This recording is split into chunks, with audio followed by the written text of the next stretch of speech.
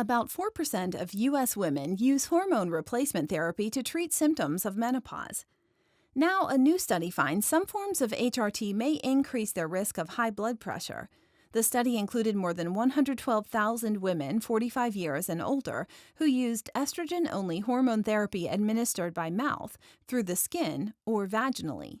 After 1 year of treatment, women using oral estrogen were significantly more likely to develop high blood pressure according to the results.